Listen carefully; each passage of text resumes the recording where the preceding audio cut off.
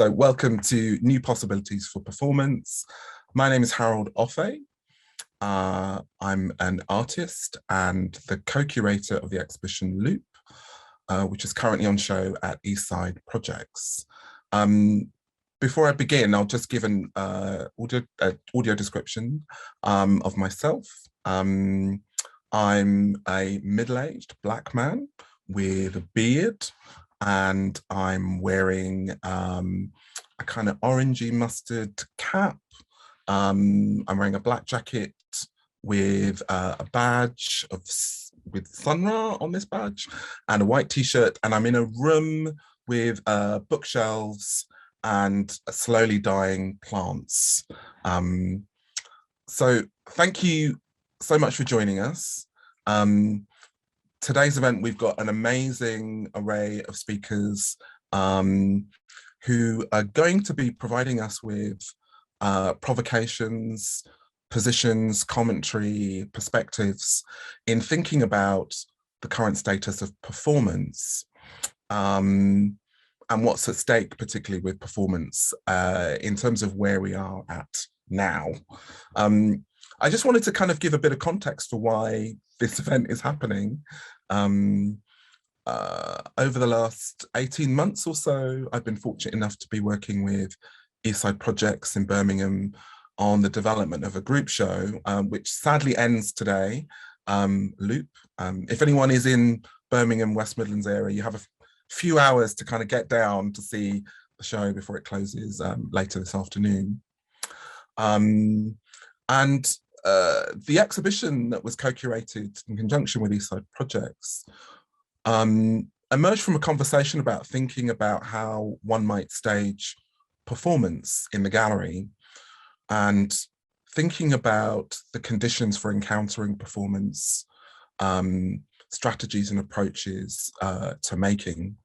And like many conversations that have happened in the arts community, this actually started before the pandemic. And as the various lockdowns and ongoing pandemic has lasted, those conversations have evolved to really think about how performance, and I mean performance in the expanded sense, how it would deal with the current conditions and constraints. What are the emerging practices and conversations that are happening? Loop as an exhibition was being very fortunate to be supported by DanceXchange, and we have Lucie Mirkova, who's one of our speakers today from DanceXchange. Again, I think to expand the narrative around thinking around performance from the visual arts, through live art, through dance. And I think we'll have those range of perspectives being held with us today. Maybe just a little bit of housekeeping. So today we have BSL interpretation. Throughout the discussions and presentations, will be marked by BSL interpretation. We also have closed captioning, but that's through Zoom. So you might have to enable the closed captions. So there's a CC button that you can enable to turn that on. Just to let you know, the event is being recorded and will be available for people to access after this live event. The way that today is going to be structured is that in a moment, we are going to have our panelists giving a short presentation structured perhaps as a kind of provocation or prompts. And I'll introduce very briefly each of our speakers before they give their presentation. So we'll go through those and then we will take a short break and then we'll come back for a discussion phase. So there'll be an opportunity if you have questions to use the Q&A function. So yeah, you may want to submit your questions as we're going, or save them for after we've had all the presentations. And hopefully that will feed into the kind of wider discussion. I think from my point of view, today is I'm looking forward to the kind of mix of provocations, speculations, imaginings. So I really, really would encourage you to contribute. Okay, so hopefully that's most things. So maybe we can just get straight into stuff, and I'll introduce our first presenter. And they are Jamila Johnson-Small. And Jamila Johnson-Small is an artist, dancer and writer based in London. They currently work under the name Seraphine 1369. So I'll hand over to Jamila. Morning. So it's a little early for me. I give you my description. I'm a Black female presenting person, sat on the floor. Behind me is a white background, and sneaking in on the side of the frame is a table, a copper table leg. I am wearing very thin, quite large gold earrings and have half my head shaved. The rest of my hair is black dreadlocks, and they're tied up. I'm wearing a green polo neck. Yeah, I'm never first, so this is an interesting position, and it's 11:11. I'm just going to read something to you.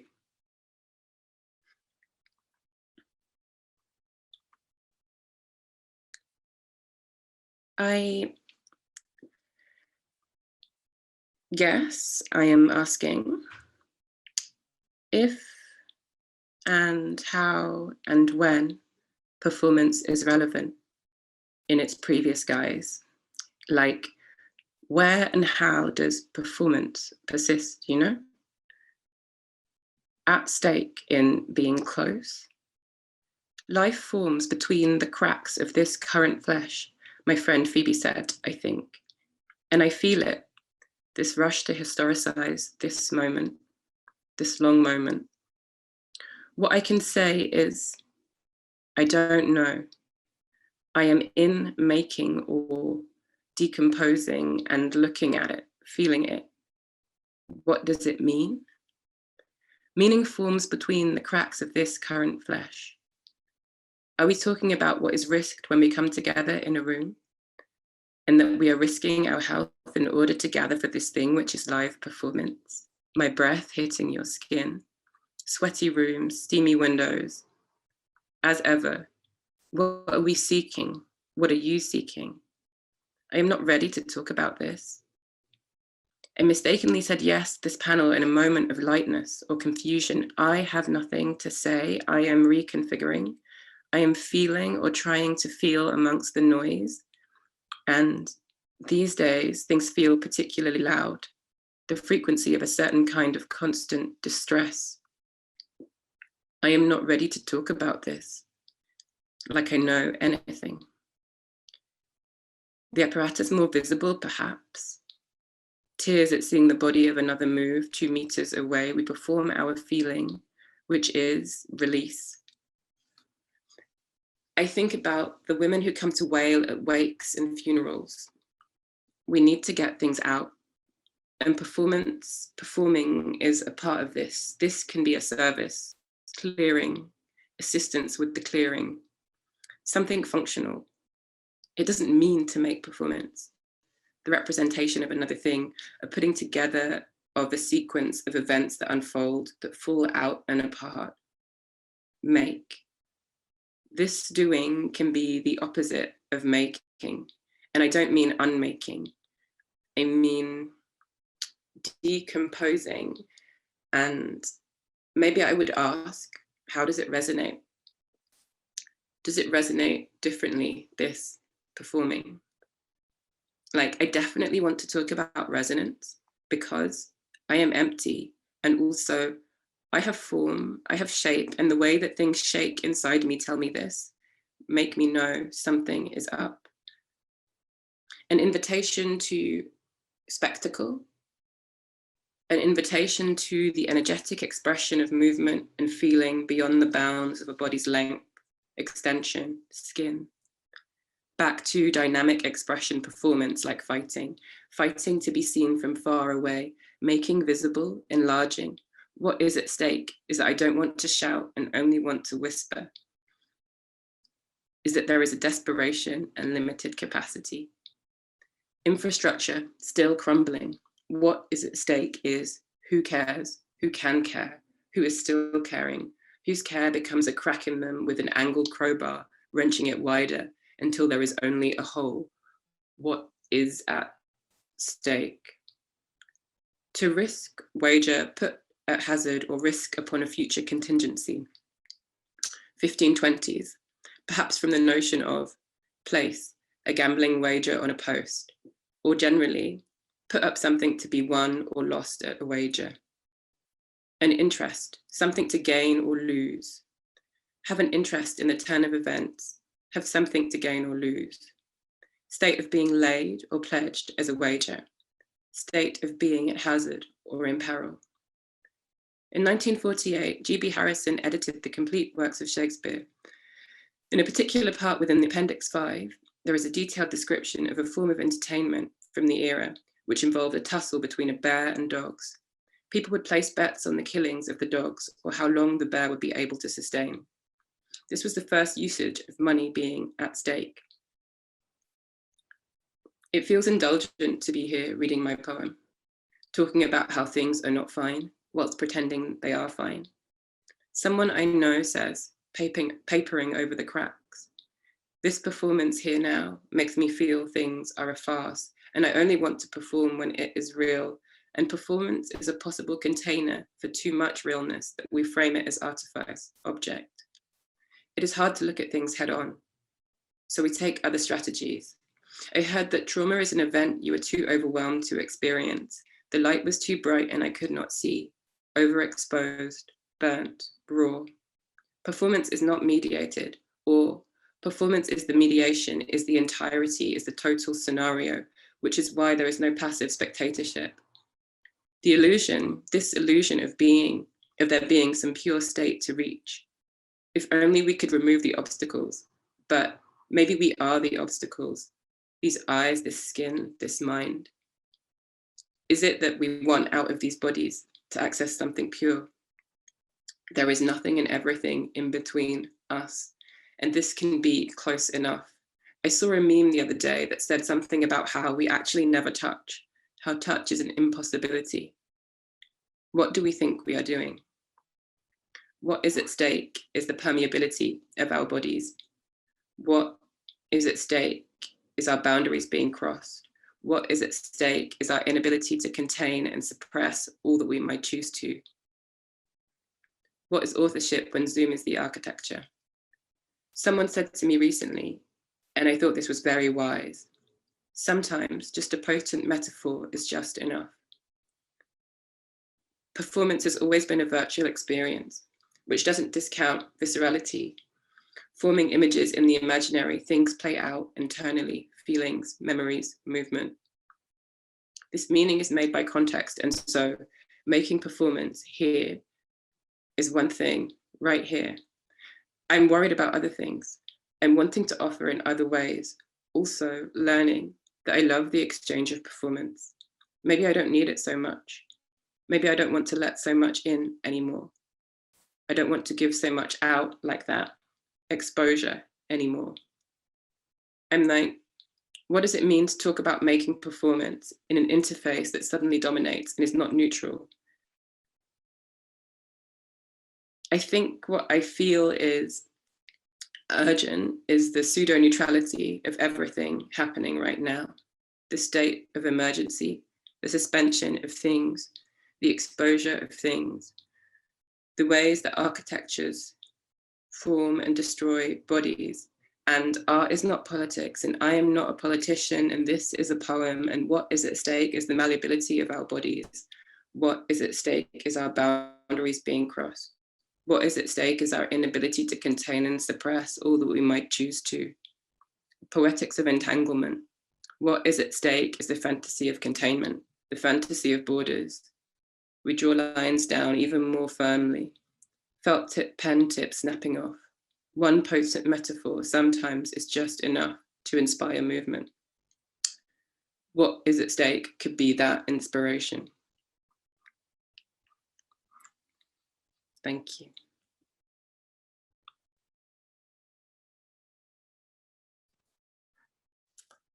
Thank you, Jamila. That was fantastic. Okay, we'll move on to our next presenter, Louise O'Kelly.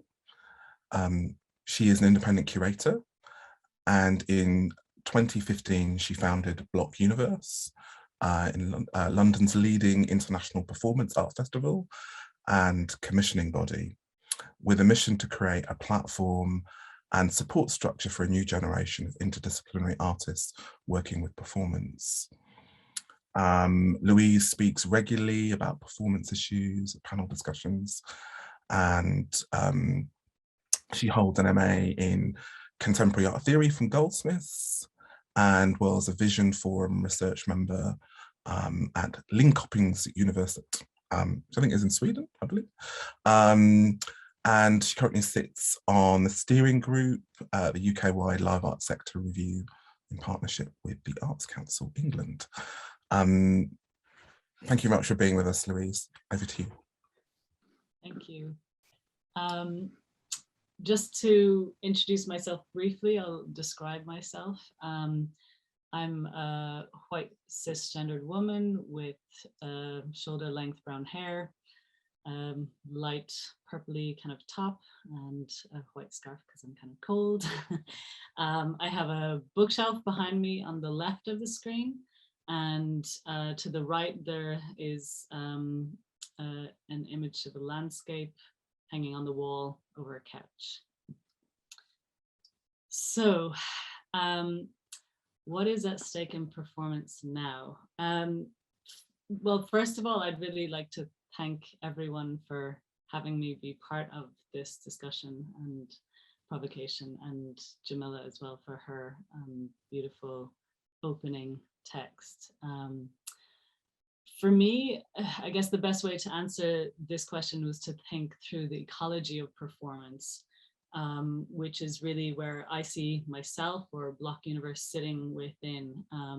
So for this, I really wanted to look at the ecosystem within the UK in particular, which is comprised of venues, producers, curators, artists, you know, anyone who's involved in the making and presenting of work, essentially. And obviously at the point that this conversation happens, we're looking at a very specific set of conditions, given the particular precarity that's been induced by the last few years. And I thought to examine this through a specific lens in terms of a lot of research that's been done on the condition of artists and this ecosystem in the last while. So I will also be referencing some of the work from the live art sector survey. So I hope that I'm not doubling too much up on what Barak will say from the Live Art Development Agency who led that research.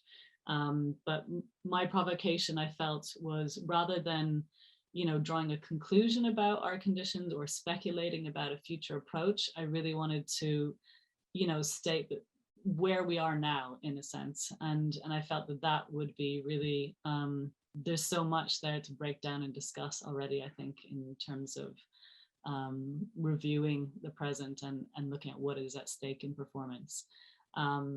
So it's, yeah, I guess a more analytical rather than embodied sense of this space. So, I mean, obviously even before the pandemic came, which kind of has been the, you know, a main kind of accelerator of, you know, increasing precarity, the arts and culture sector was already experiencing a great deal of pressure from the fallouts of a long period of austerity. And by that, I'm referring to the fact that since 2010, at least, the UK government has undertaken widespread and deep cuts in most areas of public funding.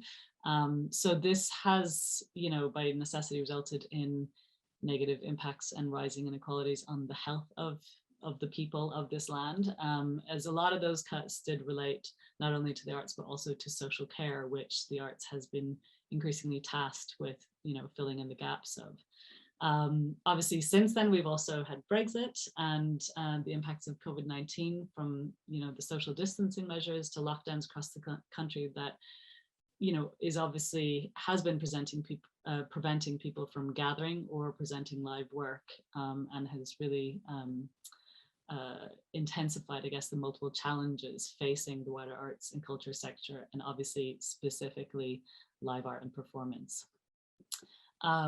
So I'm going to quote some figures here, which are from the DAX Manifesto for Artists. I'm mentioning a few different things, which I'd be happy to share links to at the end of the conversation, because I feel that some people have done some fantastic research on this if you want to go investigate it in further depth yourself. So DAX Manifesto for Artists, they did a survey which really lays bare some of the structural issues faced by artists in the last 2 years in particular, and also proposes some potential ways forward. So some of those figures: 47% of artists were not eligible for any government support in this time frame.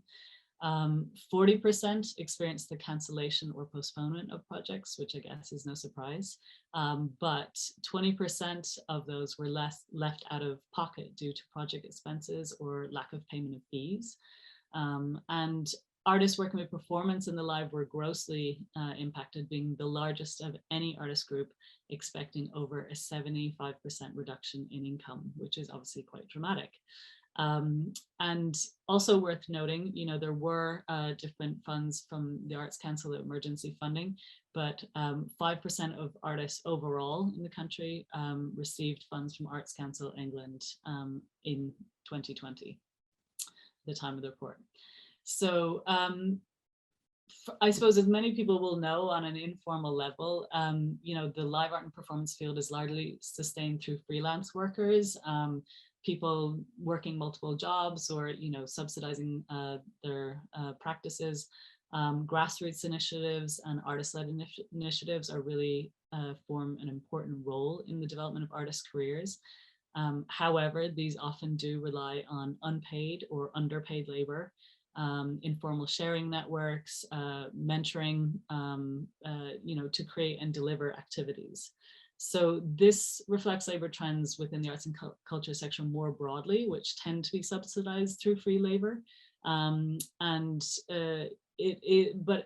this is kind of coupled with something that the live art sector survey highlighted, was the fact that the live art or the performance sector is also one of the most diverse, more so than a mainstream arts or culture sector in terms of class, ability, and race.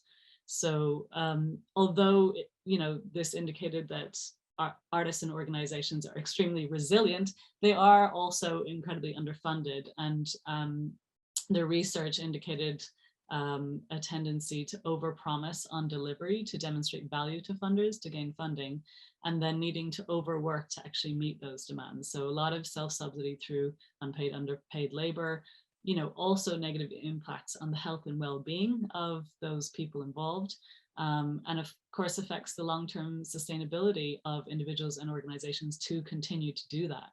So, we have all of these different elements that are coupled with the rising cost of living in the UK, particularly, within a city like London, which results in a draining of talent and obviously an inability or capacity, for further risk taking.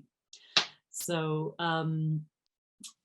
so for instance, I guess this is another report from TBR, it's called, which you can find on Arts Council England's website on artist livelihoods, it's called. And it notes that factors such as finances, geography, and class pose barriers to artists engaging with creative and professional development opportunities, which are obviously really important for sustaining artist careers. So opportunities to present work across sectors, with many working with spaces that include live work as only one part of their program, such as a museum, are somewhat dependent on committed staff members to maintain that engagement. So I think artists or organizations like Block Universe, we really see that as well, that you might have one person who's really committed to that type of work, but when they leave, there isn't the same enthusiasm or willing to engage with that type of work necessarily. So festivals like Block Universe, there are a number of them throughout the UK, offer vital opportunities to obviously present work, for artists to see work by others, opportunities to engage in dialogue, in conversation, and informal networking opportunities that sustain artists' careers. So I guess this ability to be site responsive, also enables them to host different types of work rather than being tied to one specific venue type. But of course, the festival model also does not offer year-round engagement. So having that consistency of opportunities to present work across a year is something that is perhaps still needs further development in the UK. So also, all of these kind of, I guess, challenges, in terms of sustaining your practice as an artist, means that career progression can be non-linear, or can obviously incorporate a serious amount of financial instability, which often influences artists as they age as well. Apparently, according to Live Art Sector Survey, this can also influence their decision to leave the sector because they simply can't afford to continue. However, ironically, the more established an artist is, the more invitations they receive, including invitations to present internationally. So it's a bit of a catch-22. And this is where, residencies, for example, are really important for, subsidizing the cost of making, or creating access to rehearsal space, which can often be quite unaffordable, particularly within an urban centre like London. And at this point, I would also like to highlight London Performance Studios, who launched last year and are have been offering free studio bursaries to develop work, which I think is such a valuable initiative, and encourage anyone to check that out. So this is all, I guess, on the ground in reality stuff. We also have the promise and potential of technology, and that has obviously rapidly evolved within the past year, and people's ability to engage with and perform in that space has accelerated. But I think there's also, as Jamila noted, kind of when the architecture is Zoom, or it's meta, like literally in terms of Facebook, Instagram, or even WhatsApp in terms of direct engagement. There is also, I guess, this question of, well, not only authorship, as Jamila mentioned, but also how that imagery is being appropriated within these structures, and how that can minimize difference rather than celebrate it necessarily through an algorithm. But before I finish on kind of, I suppose, like the doom and gloom in many ways that I've highlighted of the many challenges that face the sector, part of this provocation would be for us to ask everyone part of this conversation and our audience to think about, how is it then we can sustain ourselves to continually face these challenges, and maintain what I believe is a really fundamental building block of our culture, and where I think, some of the most exciting progressive forward-thinking work is being made by artists. So, I think there is that question of, how do we maintain the fight? How do we continue to create a space that is caring and values this work, and can appropriately resource and support it as well. So on my closing, I'll share with you once again DAC's Manifesto for Artists, which has a few suggestions for ways forward, which they polled artists on, and some of the most popular suggestions for that was universal basic income. a community tax for major social media and internet platforms for the benefit of artists who are creating work there, the leasing of vacant commercial spaces to artists rent-free for 3 years, and also making art education mandatory in secondary schools up to 16 years, which I think would have really interesting long-term influence. And the final point was about reintroducing the enterprise allowance scheme. So this was actually a scheme set up by Margaret Thatcher's Conservative government in the 80s. I think it was launched in 1981, which guaranteed people an income of £40 per week to unemployed people who set up their own business. So this is kind of the equivalent of £161 a day, but the cost of living obviously was dramatically different at the time. So I think this was possible to live with that subsidy, I guess. And it benefited the likes of Tracy Emin, you know, who's able to maintain her artistic career, and other creative businesses and organizations who have gone on to become major players. So those are all of my points. Thank you so much for listening, and I look forward to continuing the conversation.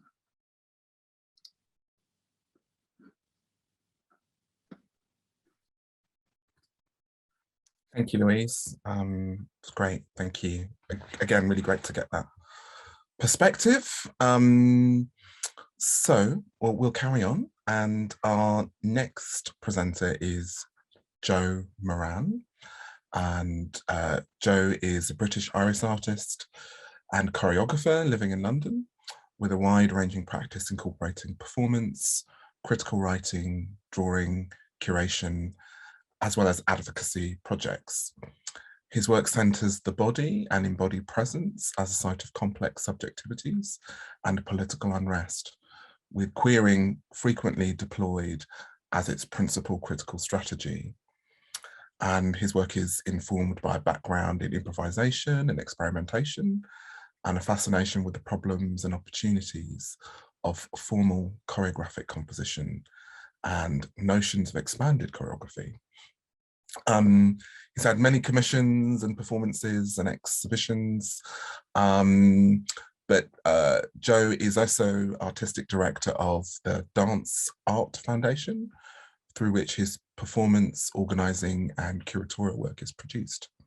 And this work includes, again, organising advocacy that centres independent artists and collective action for systemic change.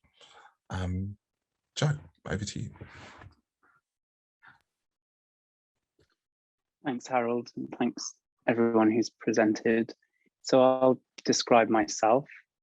I'm a white cisgendered man in my 40s. I'm wearing a bright blue wool shirt. I have short brown hair and a beard. And I am in a room with a kind of light cream background, and there's a big old wooden chest of drawers behind me. So for my offer, I have put together a short video with a text and some images and some words. So I will hand over to the team to press play on that.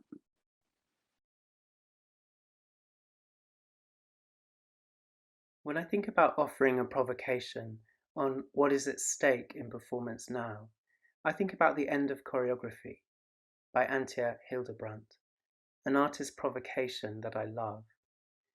I think about Antje's structure of telling us what she thinks when she thinks about something. And I think about borrowing this structure as a kind of homage to her provocation. And so, when I think about what is at stake in performance now, I think about the question, what is at stake in the world now? And I wonder if they are the same question.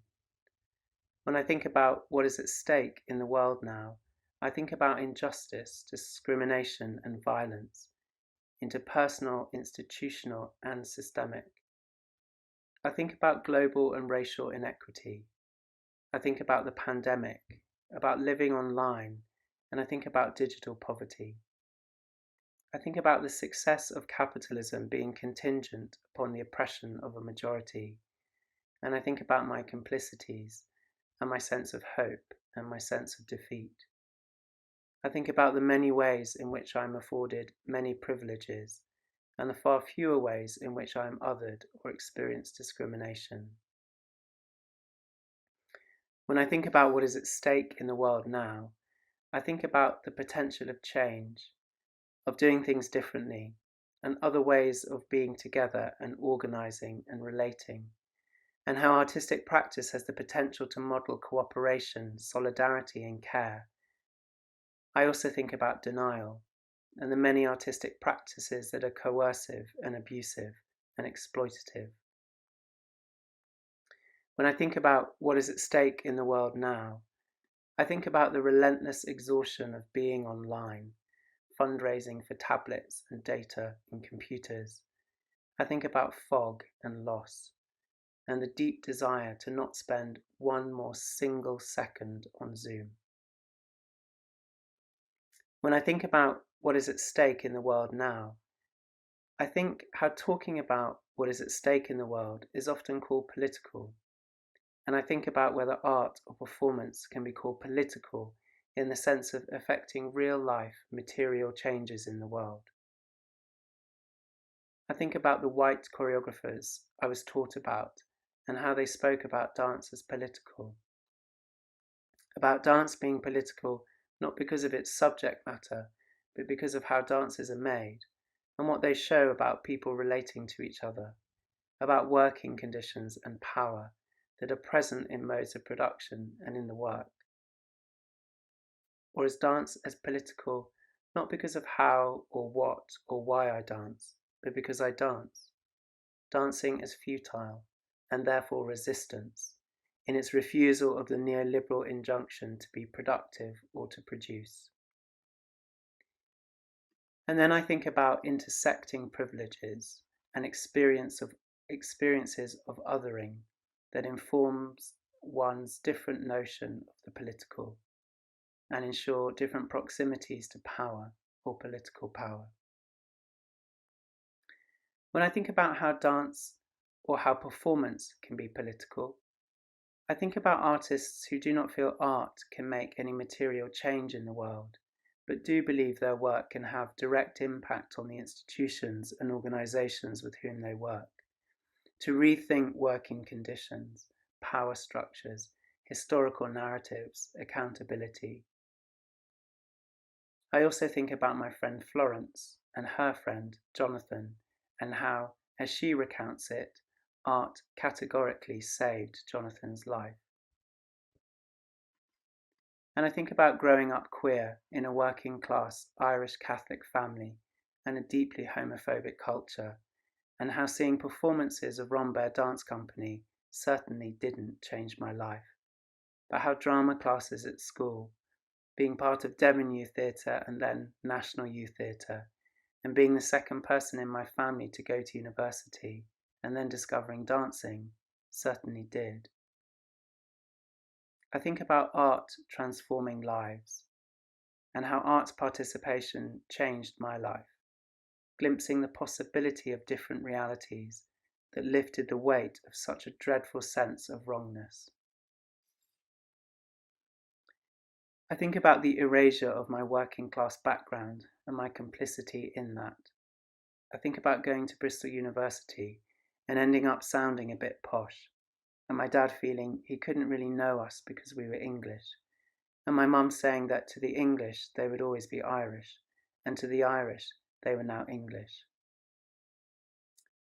When I think about erasure, I think about the incredible works I have seen in which performers have actually achieved being seen only in the way that they choose. And I think about the refusal of erasure and self-definition. And I wonder if they are key things that are at stake in performance now. When I think about what is at stake in performance now, I think about Adam Elliott Cooper saying that artists, musicians, cultural creators are the ones articulating the crucial connections between the rebellions that are spontaneous, that young people are engaged with on the ground, and the political visions for a different kind of future.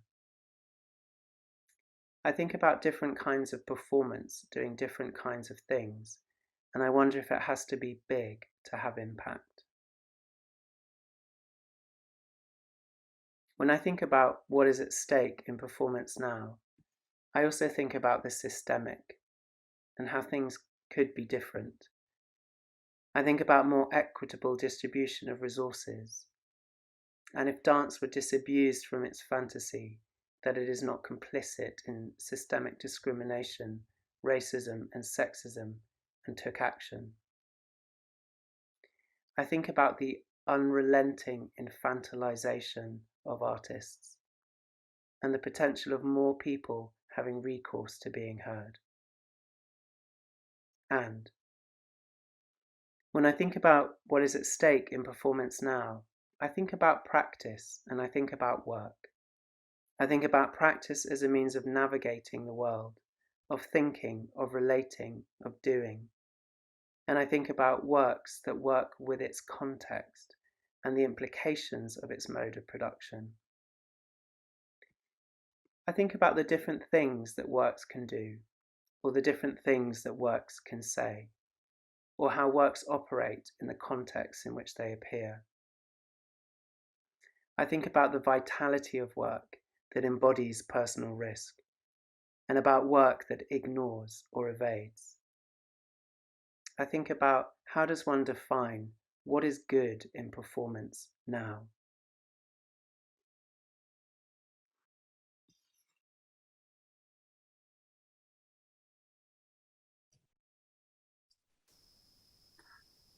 Thanks, Harold. I'll pass back to you. Brilliant. Thank you so much, Joe. Again, much food for thought. Thank you. So our next presenter is Lucie Mirkova, and Lucie is head of artistic programs at DanceXchange. She has over 20 years of experience working in dance in a variety of roles, including as a performer, teacher, choreographer, producer, manager, programmer, and curator. She joined the DanceXchange team in 2013 after finishing a master's in arts policy and management at Birkbeck College. And in 2006, she gained an MA in choreography from the Academy of Performing Arts in Prague. She has worked for a number of dance organizations, including, I'm not sure how to pronounce this, .504 dance company, apologies, and the first regularly funded contemporary dance company in the Czech Republic, and Retina Dance Company in Nottingham. As head of artistic programs at DanceXchange, she leads on the strategy, planning and development delivery of all artistic programs and leads artistically the Birmingham International Dance Festival. And I suggest to add a further thanks to Lucie and DanceXchange for including the Loop exhibition and also this event as part of the Birmingham International Dance Festival. So over to you, Lucie. Thank you. Thank you, Harold, for the introduction, and also thank you, Eastside Project, for inviting me and inviting DanceXchange, to this collaboration for the festival. So good morning, everyone. I will start with audio description. So I'm a white woman with brown framed glasses.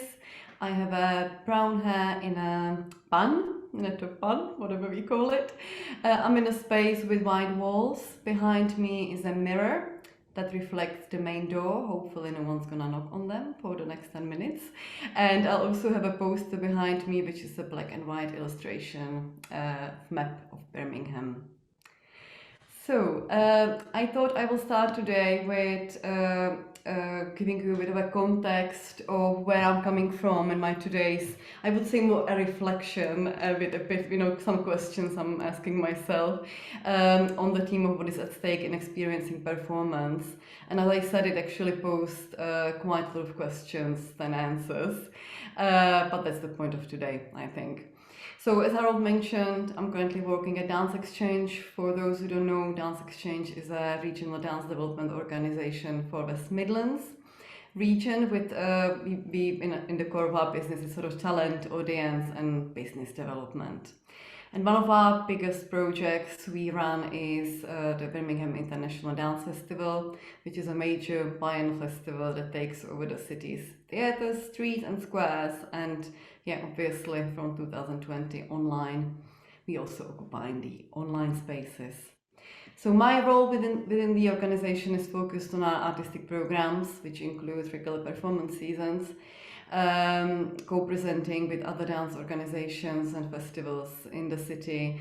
But we also provide a rich artist support and development initiatives program, both locally and nationally, so it's all sort of connected one to the other. Today, I will be mainly speaking from a perspective of an executive producer, programmer, and commissioner in a specific context of the international festival here, specifically in Birmingham, and focus on our current experience of producing the festival in times of pandemic in 2021, and what we observed, learned, and what we take with us to the future, including all the questions we are asking. I thought it's also important to mention that for us as an organization, it's been always, and that's also what led to a collaboration with Eastside project, it's been always important that we support creative practice and art of artists that represent a range of choreographic practices and styles. And we are very keen to explore where and how dance is presented beyond the traditional spaces. This has informed many of our programs, and some of you might know we used to run a Jerwood choreographic research project, which was a national investment program supported by Jerwood Charitable Foundation to support new ideas and thinking in choreography, and that was open to artists and creatives working in any art form who are interested in open-ended research that they consider choreographic.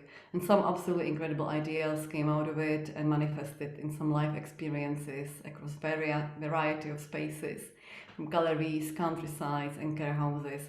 And that's sort of at the core of the organization, this how do we support, artists beyond calling it dance or choreography, how do we, work all together across, art forms.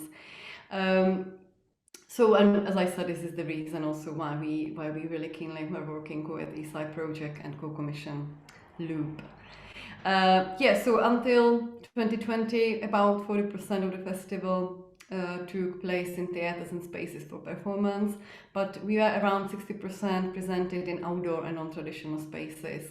But yeah, as we all are in this space now, the Zoom world, in 2021, with all what was happening, in the world and around us, we also have to embrace and start occupying the online space. Yeah, so as you can see, we've been exploring performance experiences in many contexts and spaces, but I will now specifically focus on 2021, when we had to, due to circumstances, ever-changing and uncertain times, we had to run a festival of two parts, fully online in June and live in autumn, which provided with a lot of food for thought and a lot of experience and learning that now we're sort of considering what do we take with us to the future. So the reason we ran the two editions were mainly around what was possible at the time, but also our commitment to stakeholders, and being able to use these resources to support artists in the time of lockdown, but also at the time of the reopening the sector in summer this year. And we also been working with limitations around international mobility, so we had to rethink what the international part of the festival, we need to reposition what it is under the pandemic circumstances, but also under the really serious ecological crisis we are in. So these changes are been already happening before, but now are even more so present. So the decision's been made to run a fully digital version of the festival in June, and then we sort of looked at what the autumn might look like. Would I ever repeat this experience? No, for many reasons, both the pressure on both the team and the artists, but yeah, I think there was some learning, in between that, how to do things and maybe how not to do things. So I thought I will share a little bit about what was actually happening and how did we position performance in both editions. So the strategy for the online space was mainly about exploration and experimentation with different ways of presenting online content. And we took the artists, alongside, with us. We posed the questions to artists who were originally programmed for the 22 festival that we had to cancel, how they would like to, see their work to be presented. Are they interested in actually looking at how their work can be presented in the online space? And there were, different ideas and different opinions about it, and we do totally respect it, to what the artists wanted to do or didn't want to do. So we sort of were supporting alongside the way, the artists in a way how they would like to present their content, and we had in conversations with those who were not, interested in presenting online, how we can then sort of move it to the live version. We mainly work around, our digital work was mainly about focusing on screen dance as a genre, so as digital as an artwork. And we did a couple of live streaming of events, durational pieces, but also short pieces. We did commission a dance film. We worked with artists who really wanted to see their originally live work. How is it presented live in an online live framework? So we did sort of take, we were all on the journey together through learning, experimenting what online can mean for us. And alongside that, we organize conferences and showcasing events with quite a big attendance of international delegates and speakers. So yeah, a lot of exploring and experimentation. And then we moved to autumn with our live festival. And our main goal was to engage audiences in diverse program of performances to experience something new, inspiring after such a long, bleak period of time. We didn't know what it's going to look like, so we were quite curious to see how that's going to be, been manifesting both for the performers and the audience. And yeah, I have to say it was an incredible feeling to finally see the live performance and the reaction of audiences across the festival sites beyond our expectations, including the opening night at Eastside project of Loop.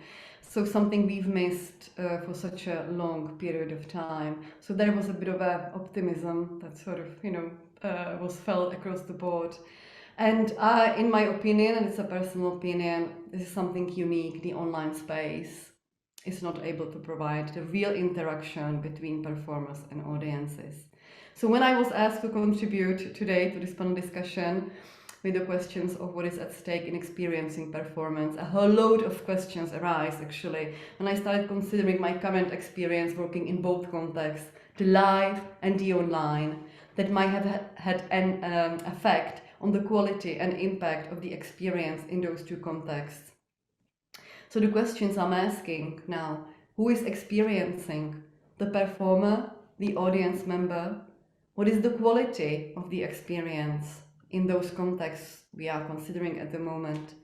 And I was really become interested in both contexts, what happens in between the two, in the exchange. What is the in-between made of? What is the experience made of?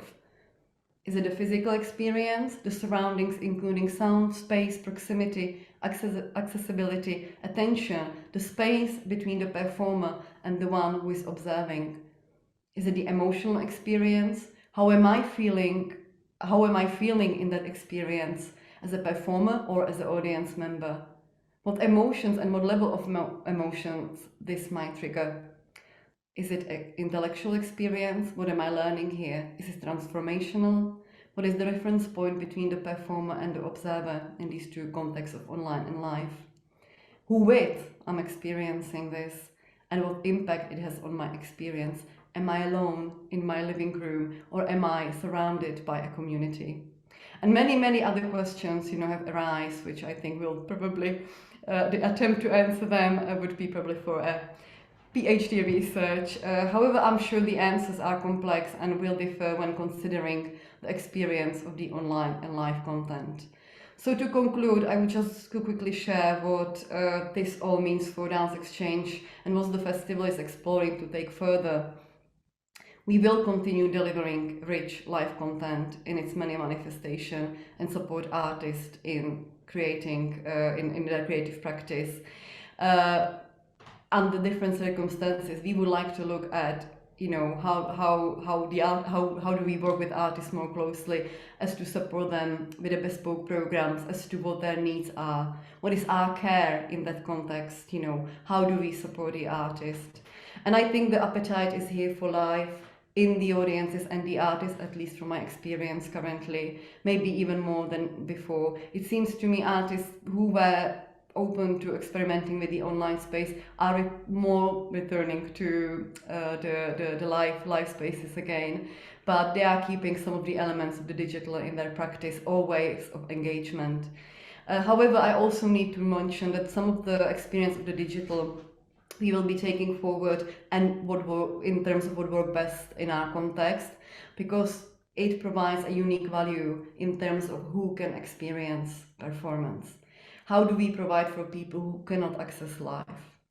But what also the digital space does is connectivity. And just to support it with a number, about 34% of our festival viewers were international from different countries. And in our showcasing event, we had around 300 candidates from 23 countries, really equally divided between artists and the sort of promoters and programmers. So there was something about parity that online space provided in that particular context. And however, we need to consider the digital poverty. And we will continue supporting also artists in creating digital artworks, if that's their practice and something they want to explore. And we will add that trend as part of our festival for the future. And yes, I'm now sort of more afraid it's still here. It's not the end of the pandemic. We are still here. As Louise laid down all the issues we are facing. It is not an ideal situation, and I would like to see how do we all work together more closely in more equitable ways, similar to Joe, was laying down, and where do we take it from now, and what we're gonna do, and how we can be more supportive, in that process as an organization and as a festival. But the situation can turn around really quickly, but I think we are now slightly more equipped, and we really need to think about who do we work with and how do we work with them. So that's more the reflection of today. Thank you very much.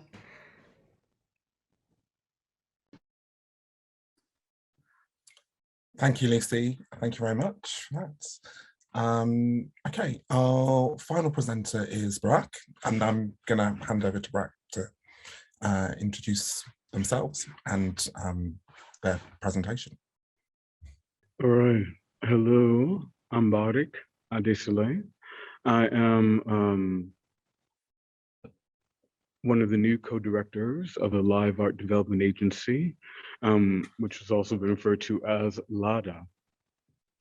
For audio description purposes, I am a dark brown skin Black person. I have a shaved head, a soft gray peppered beard. I'm wearing a turquoise jumper, and I am within the space of the Live Art Development Agency.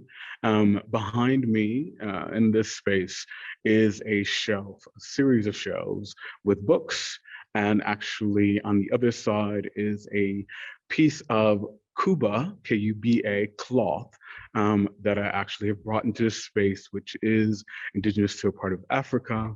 And one of the things that I've held very closely and carried with me from where I have been before. To speak about where I've been before, I have mostly resided within the North America, and I'll refer to it as particularly the ceded and unceded territory, which includes the Council of Three Fires, the Ojibwe, the Potawatomi, and the Ottawa. And what has been referred to as Chicago in Illinois, and perhaps what's my voice, I have not resided in the UK for that long. I just relocated a few months ago.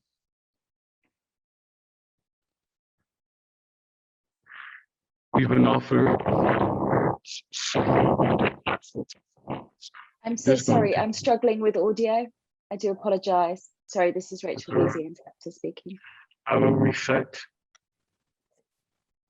Yeah, we're having some sound issues. We'll just take a pause.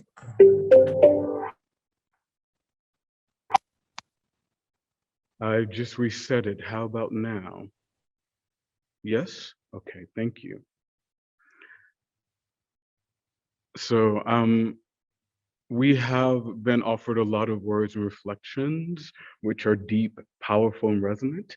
And so in this moment, I just want to give space for breath and no words. So I'm going to take about 15 seconds to do that.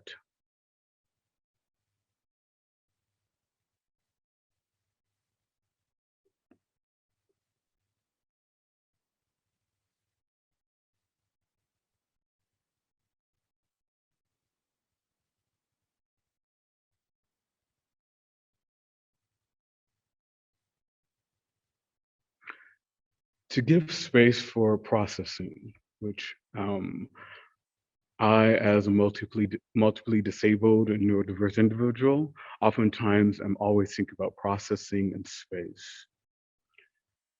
To share about my practice, which has been now close to 30 years, offering a few words, well, I say few, but to share that my contemporary practice is a contemplative practice, is a restorative practice, is a practice of presence.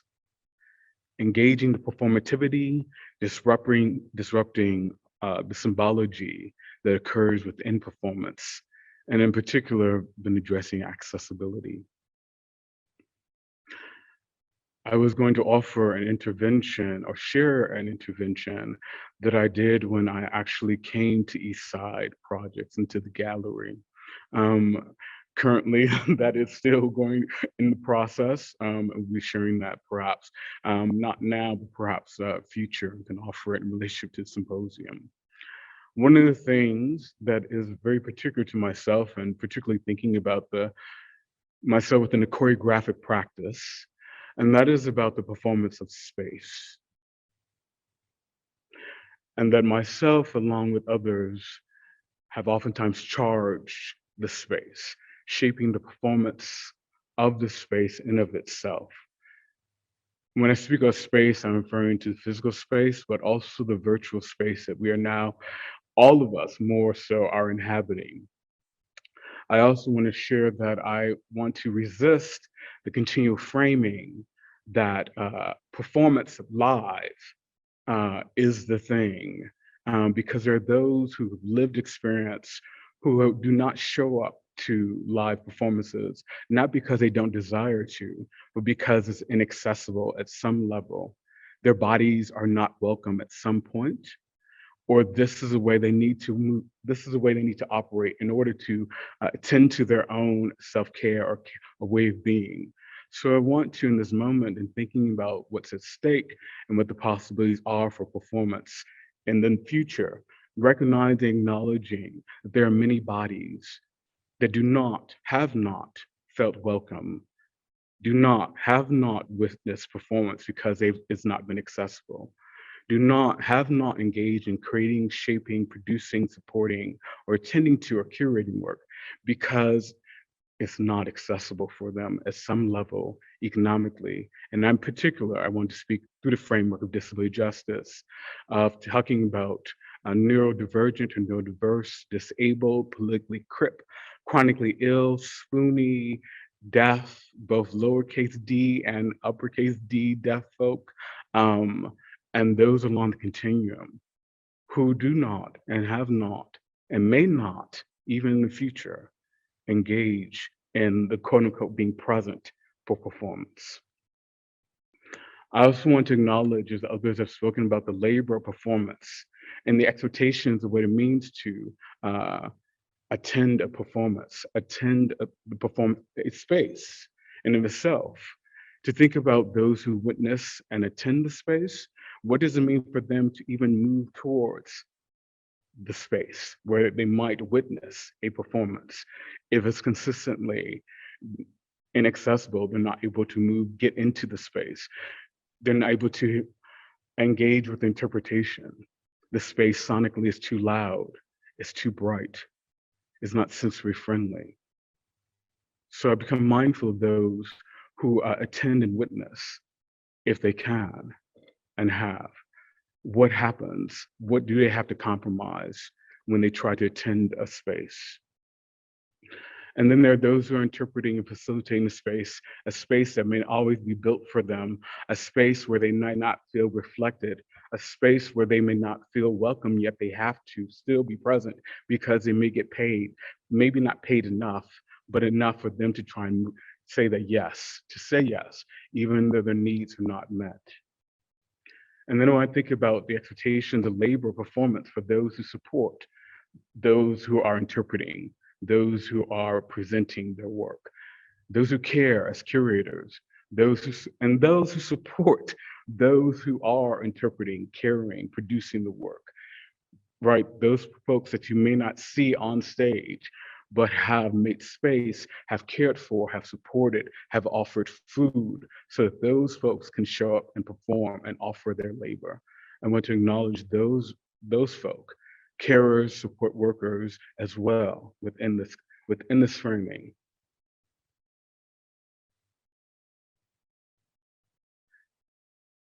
So I talked about the performance of the space and what it means and what I might have shared in terms of the intervention as someone who is multiply disabled, who's neurodiverse, who is Black, who is queer, who is masculine presenting but non-binary, what it means for me to engage in a space and to think about the multiple ways in which performance shows up, not just the thing on stage, the ways of moving and navigating and being in the world, and the amount of time that we may spend performing able-bodiedness, performing whiteness, performing cisgenderedness, performing Blackness, performing being politically crip, all the ways in which you're performing.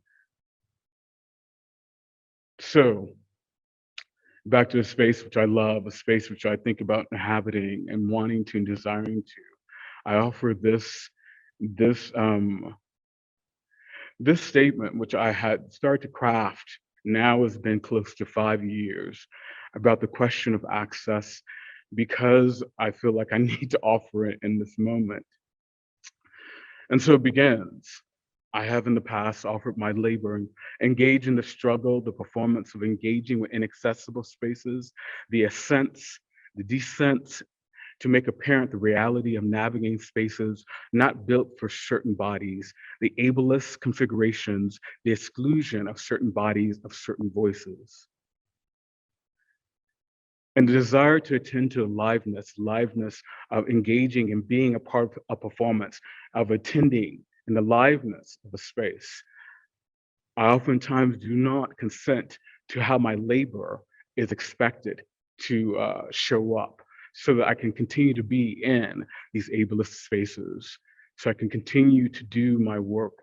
I offer labor, whether or not it is consented, I must offer it.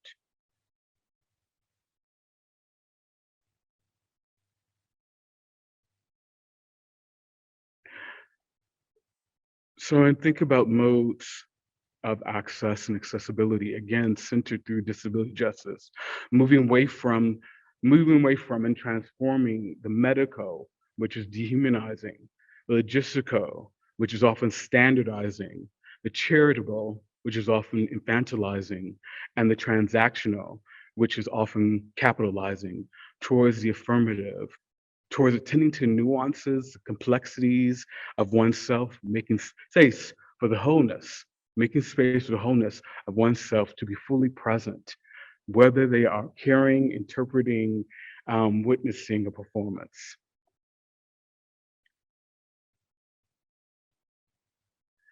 Oftentimes we move towards these modes through advocacy, through interventions, through disruption, through activism, through allyship or co-conspirators, through occupying and taking up space, through giving and holding space.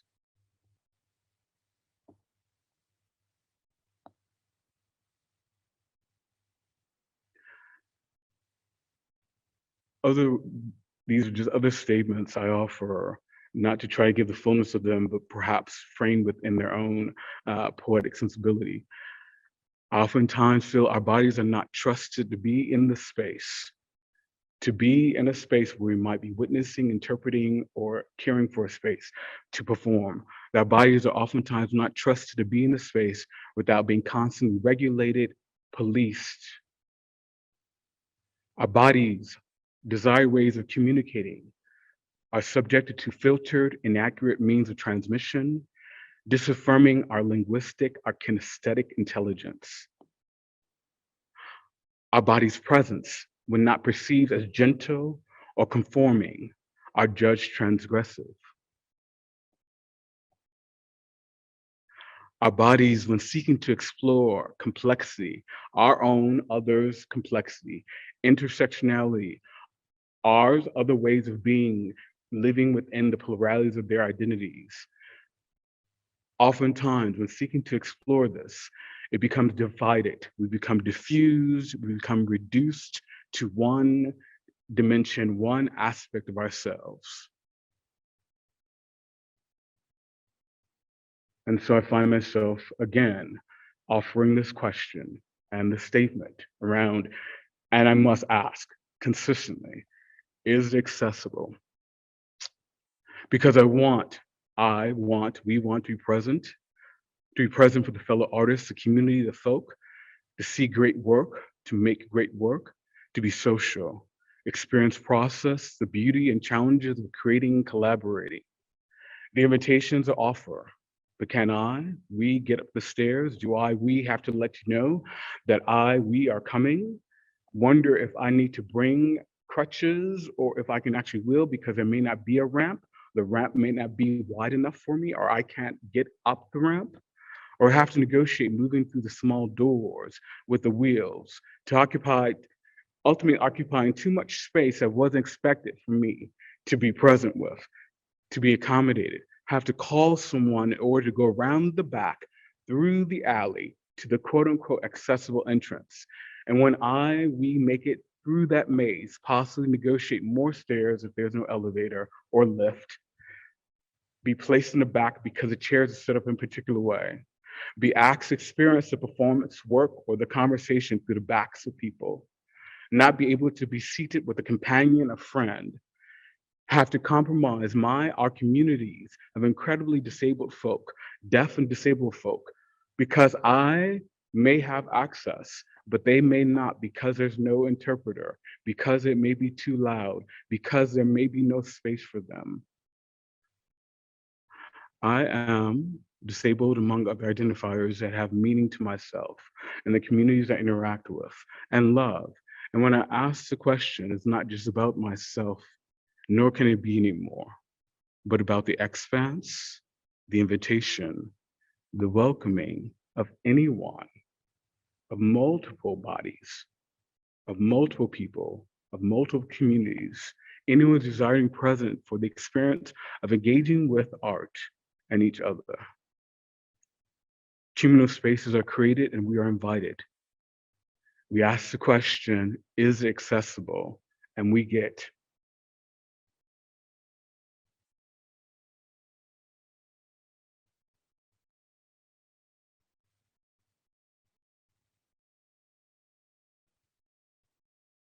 And that is my offering. Thank you.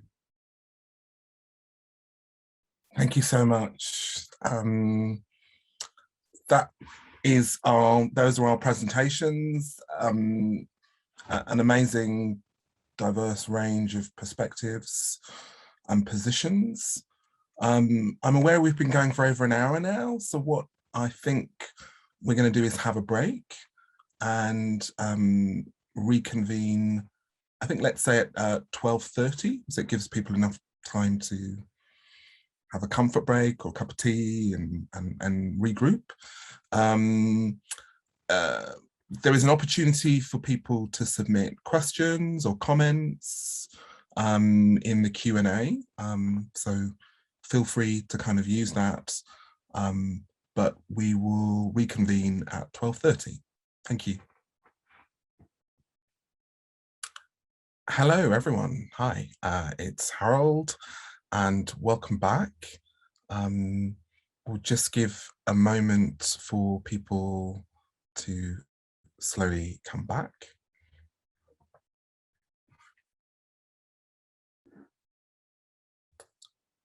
I'd just like to thank all of our presenters for really amazing contributions.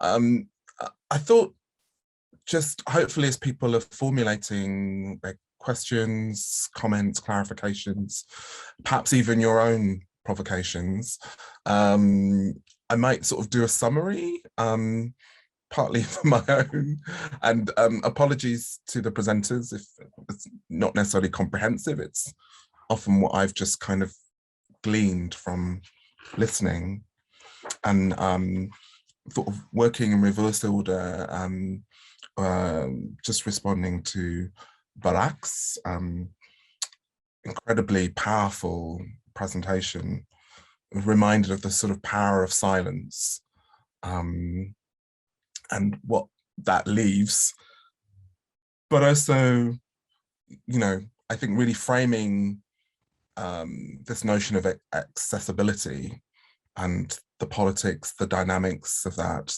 the experience of that, the hypocrisy of that, and also thinking about performance in relating to performing subjectivities, and inhabiting space. So these were just key things, words that jumped out at me again. And then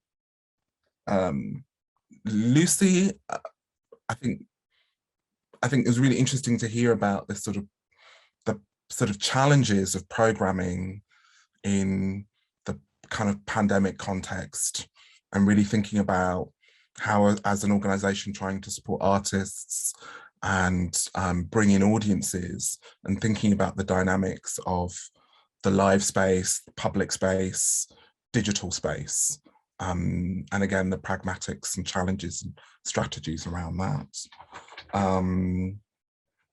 Joe was really struck by Joe's mode of presentation, really thinking through images and text and this audio commentary that sort of blends in biographical, personal, but also a kind of commentary again on processes, practice, structures, systems. And one word that really jumped out for me was infantilization of, I mean, Joe said many things, but that really struck me. And it came up again with Barak's, in Barak's presentation. Louise, I think, gave a really important reminder of this notion of an ecology of performance. One of the things that I was really excited by in the gathering of these people we have today is the cross conversations between performance is something that sits across various art delineations. So theatre, dance, circus, visual arts, and often organizational structures, I think, don't often allow or for a kind of cross conversation. But so thinking about ecologies and ecosystems, but also again, reminding ourselves of the kind of precarity of people who are negotiating those practices and having to deal with organizations, the economies, around that, and lack of sustainability. If we think about pay for artists and performers, and lack of sustainability, and the very useful reference of DAX as an organization that supports artists gaining rights and fees for their production of their work, presenting us with this manifesto. And then we started off with Jamila's really amazing, beautiful, poetic piece, really. And I was really thinking about poetics as a kind of mode. And a couple of things that really sort of struck me, the poetics of entanglement. So this kind of notion of kind of enmeshing that speaks to, I think, well, anyway, for me, where I feel maybe we might be at this point in terms of trying to give a commentary, but also how does one sit with that as a state of being entangled or enmeshed? And another thing that I felt that Jamila highlighted or that jumped out at me was this idea of risk.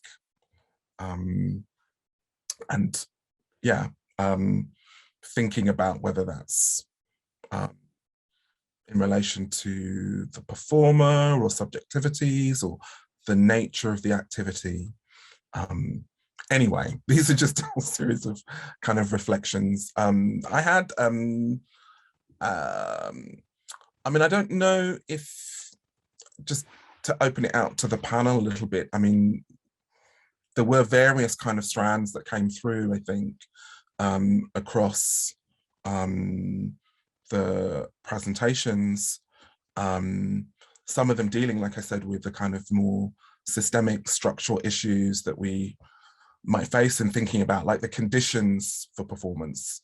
What are the politics of the conditions for performance now?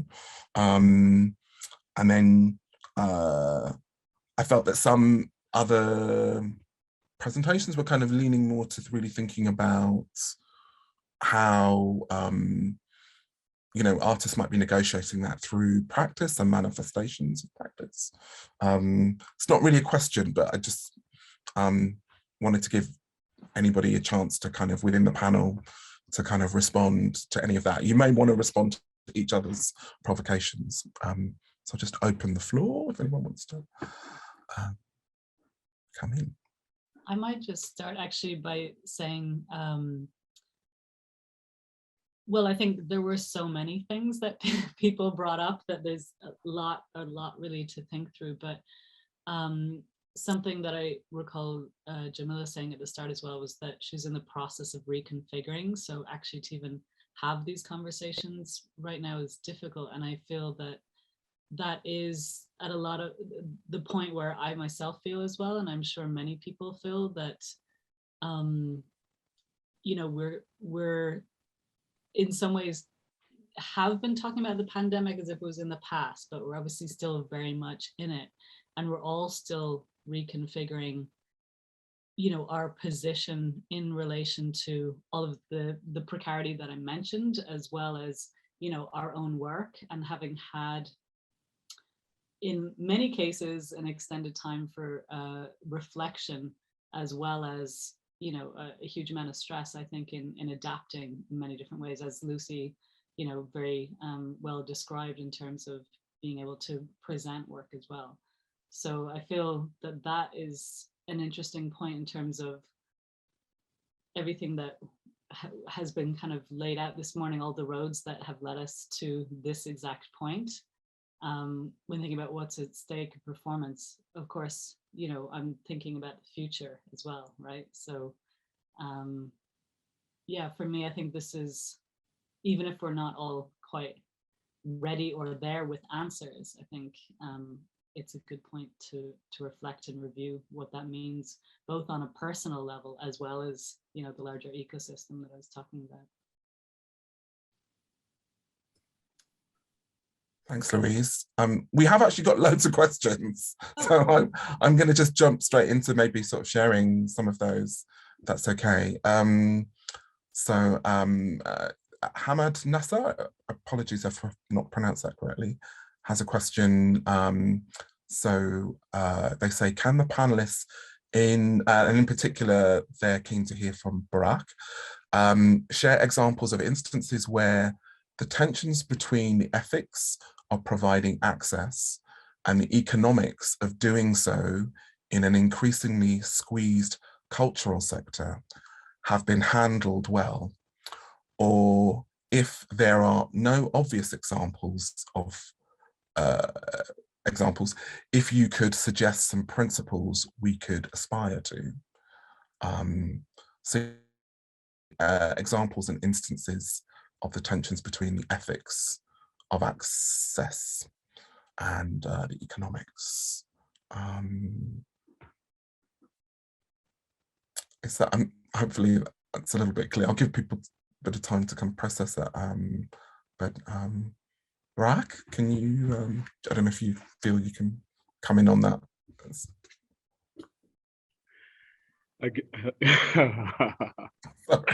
Oh, okay. And I think particularly, you know, because the term is used access, and I use it very particularly within my framing.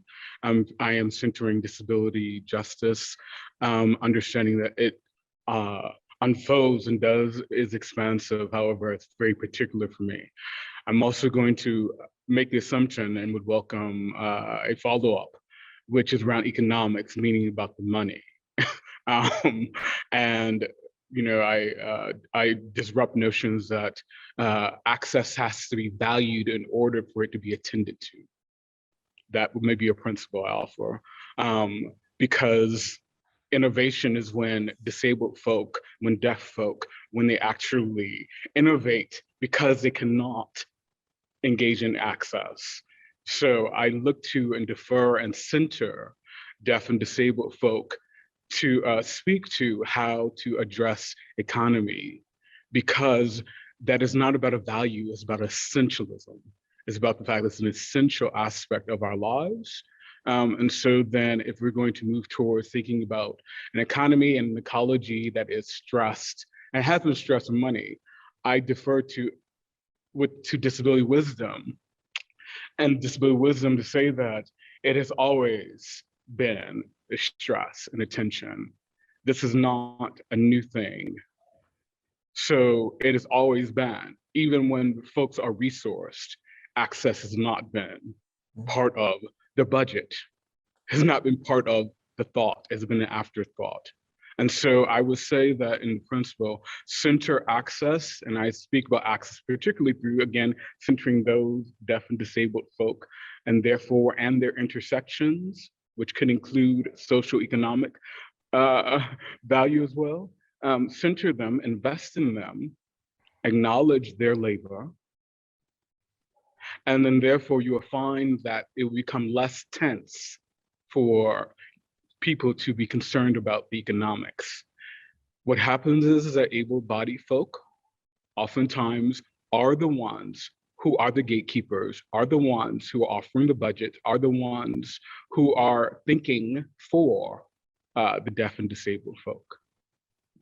And I would say that that's part of the tension in the issue, because the value then is not a value that is essential. It's a value that maybe feel like it's charitable, it's an add-on.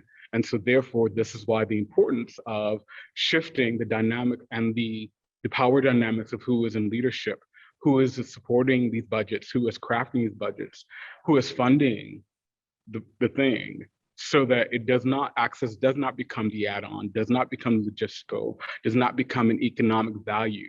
It just becomes the thing itself. And so that's what I would offer. It must be centered to be the thing itself, not just the add-on logistical tick box, not just the aesthetic integrated moment, but the thing itself. And to think about that within the context of it as a cultural framework of care, not a framework of assistance. I think that that is, for me, the issue oftentimes in the economy, is that it's oftentimes thought of as an assisted thing, as opposed to an essential thing. So I'll offer that. And I guess that might be seen to be centered in the kind of sort of ethics as opposed to the kind of, I don't know, the sort of economics or kind of political agendas that that are, you know, that often come with expectations. I mean, I don't know if anyone else wants to respond, because it was also opened out. If anyone else wants to, the panel would like to come in. Lucie, yeah, please. Yeah, just more respond is more like maybe sharing our experience. And I think, Barak, if you said it, the necessity is not a choice, it's a necessity that the economics of it, the budget, it's part of our budgets, that accessibility, access is part where we budget when we prepare. So you can share with it as a festival. and I don't think yet I cannot say we are presenting a best practice or anything, but we are trying and we are learning. And the one change we did this year has been across our live sites. We did a BSL interpreters, and it's an item on our on our budget, and it's there and it's going forward. We are negotiating the budgets actually in all these hundreds of items we have, but this is really important. We have ambassadors within the team. The team is being trained, and we are inviting people to talk to learn from. We are on the learning curve, but we know it's necessity having that as a part of our sort of the economics of what we are doing, because that made a huge change to our audiences and going to different places, you know, in Birmingham, and yeah, and incredible. The question is, we are asking where, how, you know, is it be safe, you know, how we can make it, you know, for people really our shows accessible, but where does it belong, where does it, well, so this is all our learning, and I'm not saying we know the answers, because we need to work, as you said, with disabled societies and other other organizations in Birmingham who are the experts and who advise us, but there is the necessity to include that.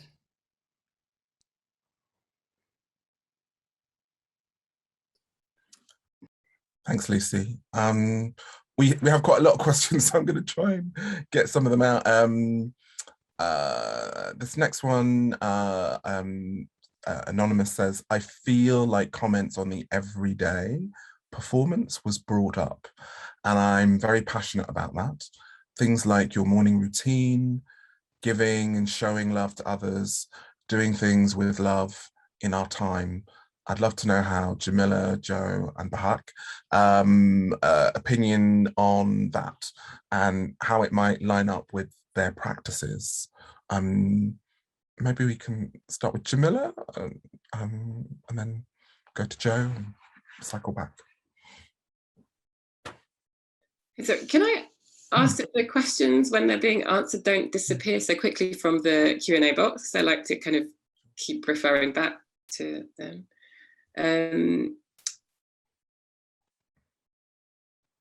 Maybe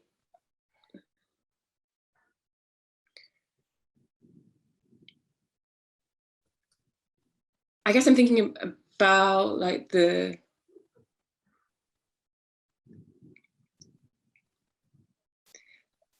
about different publics or like different audiences for different performances, and something maybe that I am wondering at the moment is how much like disclosure is necessary or interesting to me or useful in relation to practice. You know, like how much of my practice as a performing artist is there to be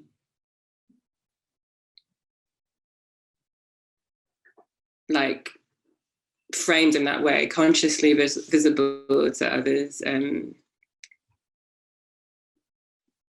this question, I feel like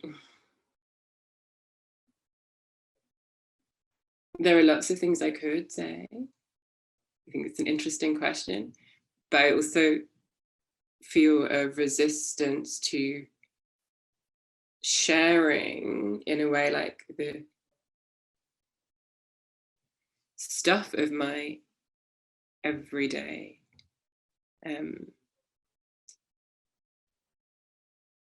Yeah.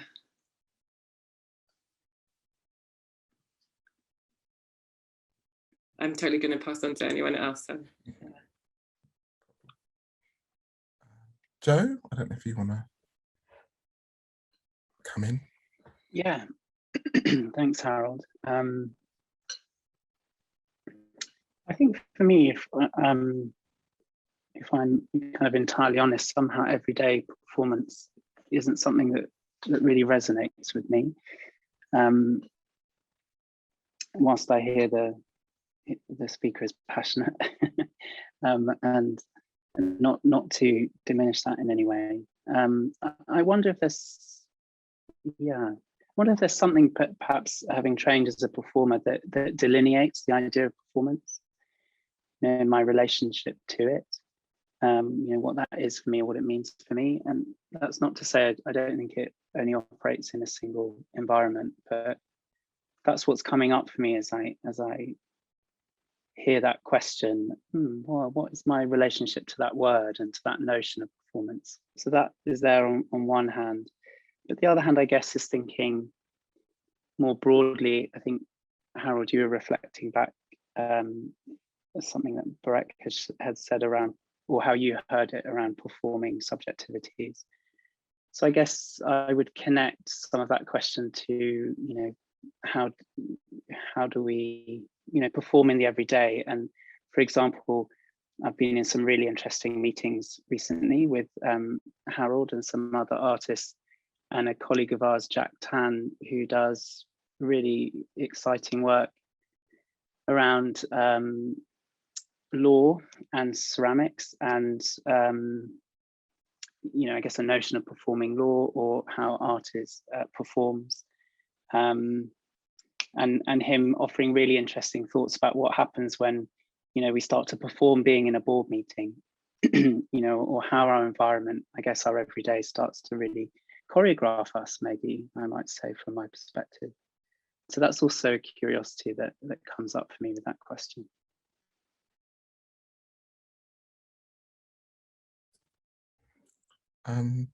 Barak, do you want to respond to that? It was also directed towards you as well. Yes, thank you. I appreciate the question. Yes, I engage in the everyday. I think of it because I'm oftentimes, for example, I would say this, the intervention I offered in relation to Eastside projects, part of that was about getting there, because I wanted to make apparent the fact that it is always a struggle in the act of it. So, and I'm not invested again in trying to make this a politicized thing. I'm just trying to say this is a thing.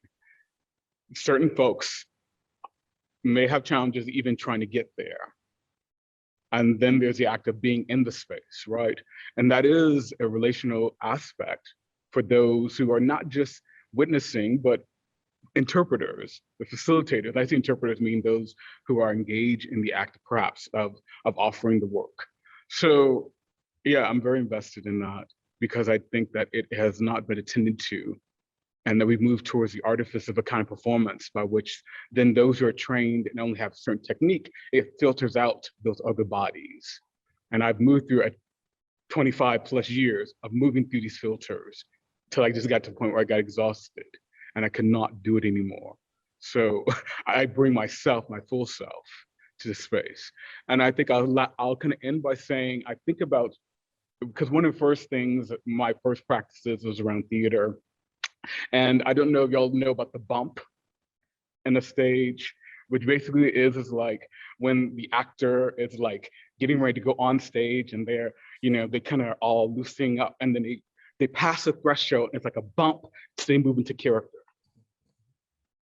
And I am over that bump, and I removed the bump because I believe that in the natural aspect of work, I'm actually bringing myself in conversation with the artwork, in conversation with whether it's the theater or the dance, to bring myself to it and not into the bump.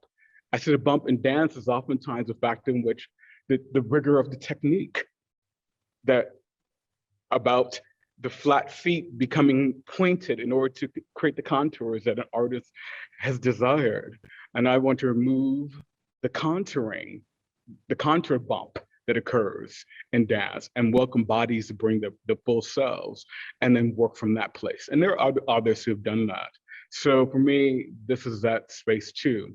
So I want to feel like it permeates, this way of performance can permeate all aspects, and we can attend to all aspects.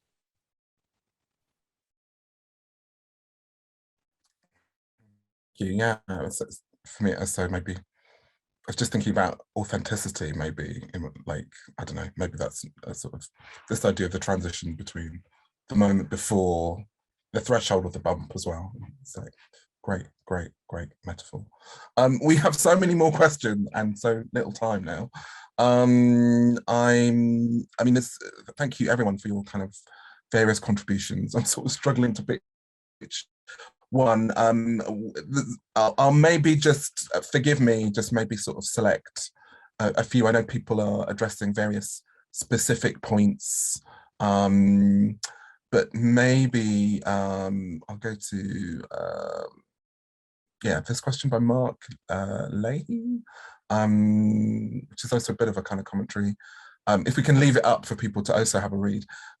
Feeling conscious of making performance with awareness of many intersecting and interfolded factors of climate, carbon impact, along with access and inclusion, which are all connected in terms of systemic factors.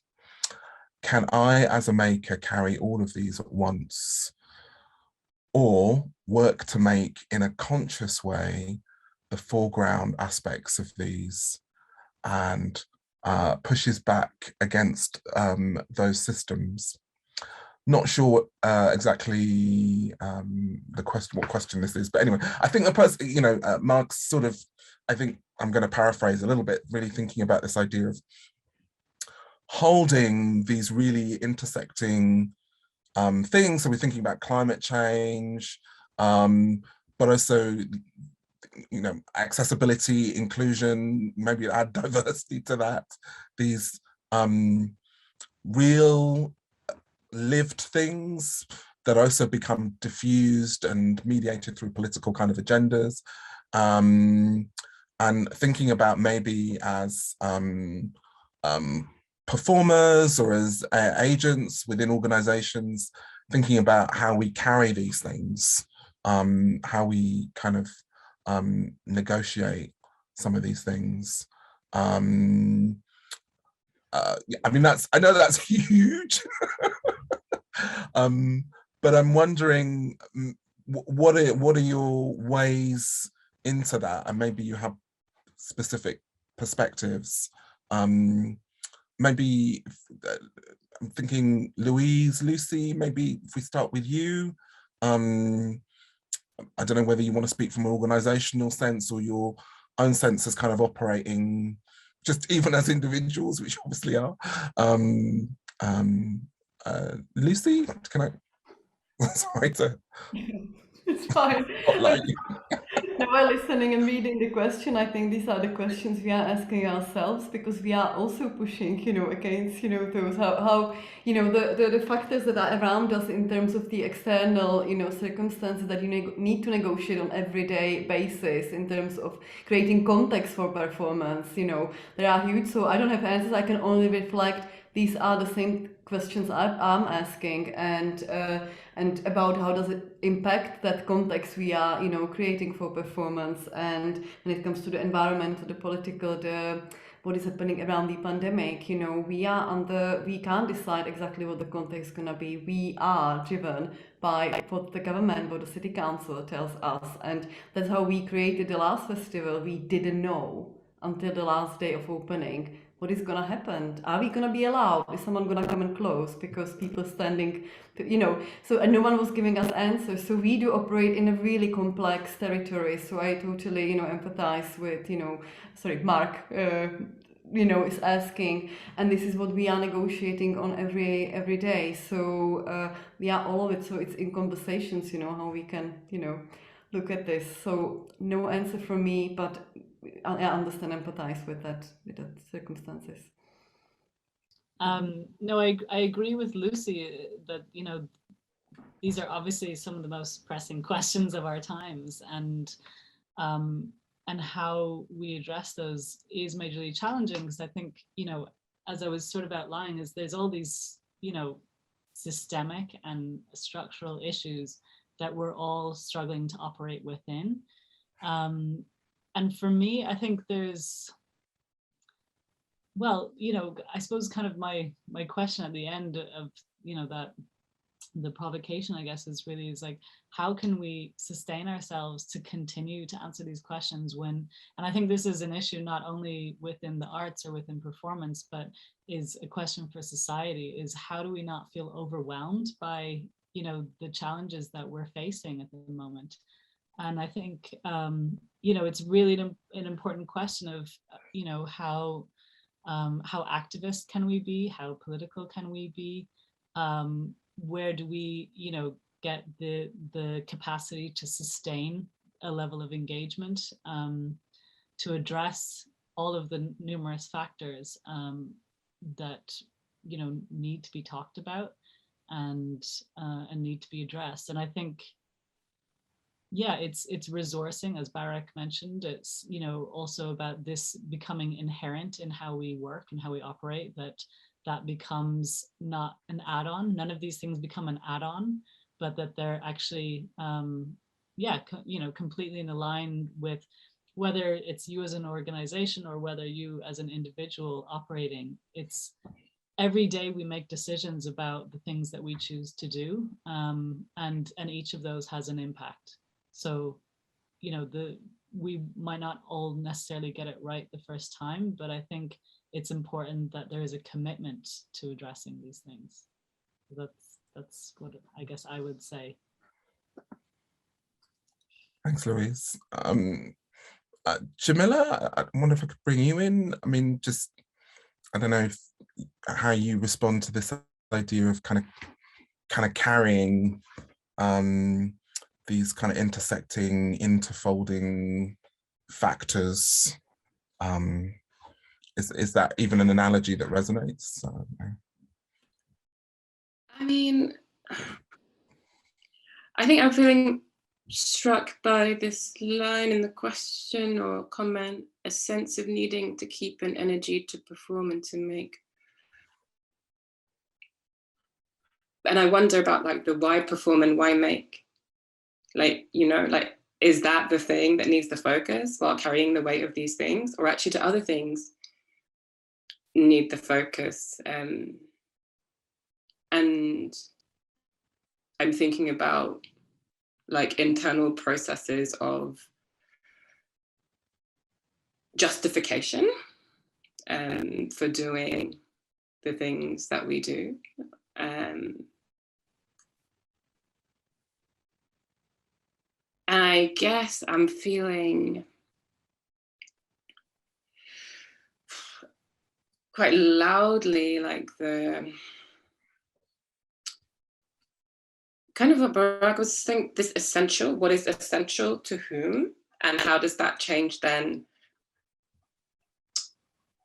the daily weight of things, or like the daily navigation of things. And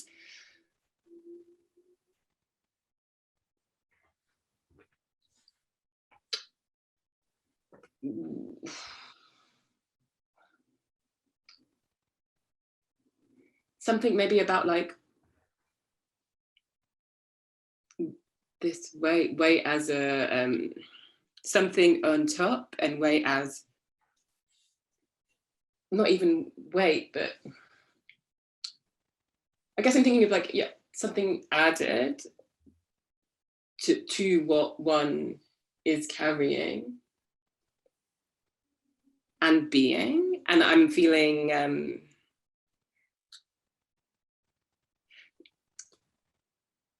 if I'm thinking about myself and how I try not to separate myself into parts that have different weights or different shapes. Like I feel myself as, or I seek to feel myself as I don't know, a situation, a being, not, it's like, and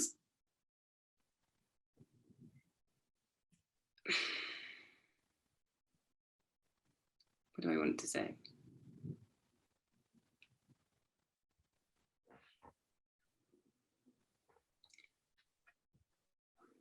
I don't know, I guess I'm feeling like, you know, with the the carrying a lot of things all at once, the being a lot of things all at once, is kind of like the, can I say, like, maybe it's like part of a paradox of being, like a single entity, which is also multiple entities, which is always in relation and always in context. And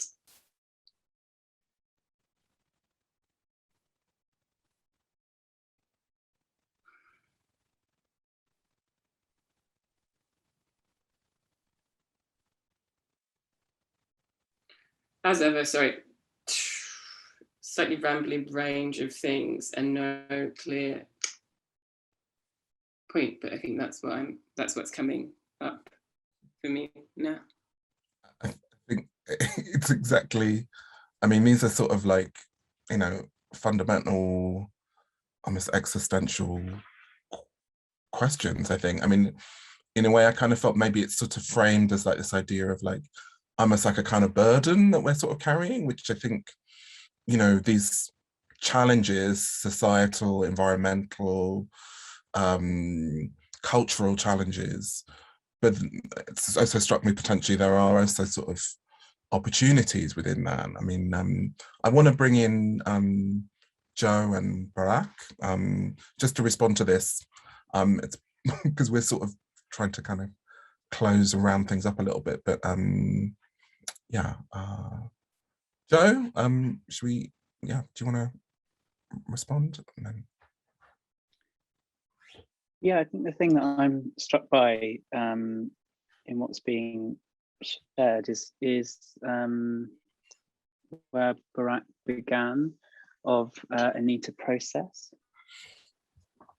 And I think that's what I'm kind of sitting with from today, just the incredible fullness of what we've all shared with each other. And for me, I think that notion of weight, I can, maybe I might say fullness, maybe. And I think grief for me as well. I think that's just a very strong feeling from this time. There's so much grief in so many ways. And so I think in relation to that question, I guess would name it as a need for processing, you know. I think I was very struck where Jamila began of, I'm not ready to speak about this, or it was you know, something like it was a mistake to say yes or something, and yeah, just something, part of how that lands for me is the need to process, you know. And I'm really grateful for what's been offered today, and to kind of take that, but I'm aware of that need for space. And then just something Louise said, I mean, Louise, I always really value your energy, that you, the irrepressible energy that you have and seem to bring. And you were just saying something about commitment, and I just wonder, yeah, commitment to the self, to process. That's what I'm hearing.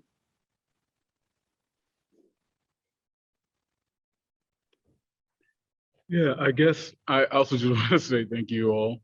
And if we can, because I imagine there are questions that are still there, I would love them, and perhaps we can find other ways to respond.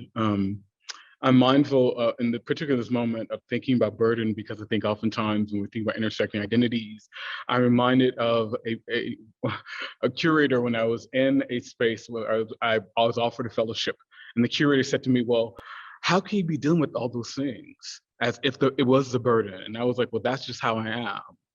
So I resist the notion of this burdening.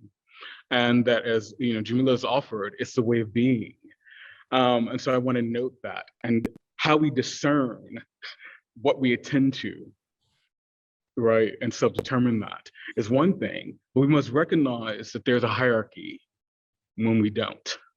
That is societal hierarchy that we still engage in when we don't make decisions. When, for example, me talking about centering disability justice, is that I'm centering that in this moment because it had not felt centered. It's been decentered.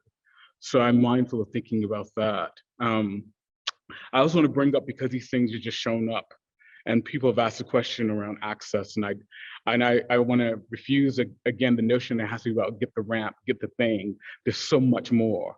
I want to bring up Mia Mingus, MIAMINGUS, access intimacy, which speaks about the ways of being in relationship to someone else, not to the thing, someone else, to understand how access shows up and to attend to it. So I'm bringing up Mia Mingus, who is an amazing disability activist, among other things, who's based, currently I think still based in the Bay Area, San Francisco Bay Area. I'm also thinking about Liz Lehrman, who is also Liz Lehrman's book, Hiking the Horizontal. I think this is a thing I'm thinking about, because hiking horizontal is also about this thing about we're trying to carry all these things. What happens, we begin to hike the horizontal, we begin to dismantle the hierarchy. What happens in that moment, though, of shifting that, people are going to feel a certain way. We're going to feel a certain way. We're in this space when we are trying to attend to multiple things, the fullness of oneself, coming into space, being part of performance. Something shifts. When I talk about centering access, folks get concerned about how they get attended to. I kid you not. So I'm curious if people have engaged with hiking the horizontal, that might be something that begins to also address this matter. So I just wanted to offer those resources, and share that. Thank you. Unfortunately, we've run out of time, but I mean, again, I'd like to thank all the panelists really for your presentations, provocations, incredibly rich. I mean, hopefully this being recorded as a resource will give people an opportunity to kind of revisit that and unpack further what was said. And hopefully we can, I know there were many more questions and comments, and hopefully we can share some of those. We'll try and capture those and share those and disseminate those. And yeah, thank you everyone for joining us today. I definitely got to thank Olivia and Rachel, our amazing BSL interpreters, for their incredibly hard work in supporting this session.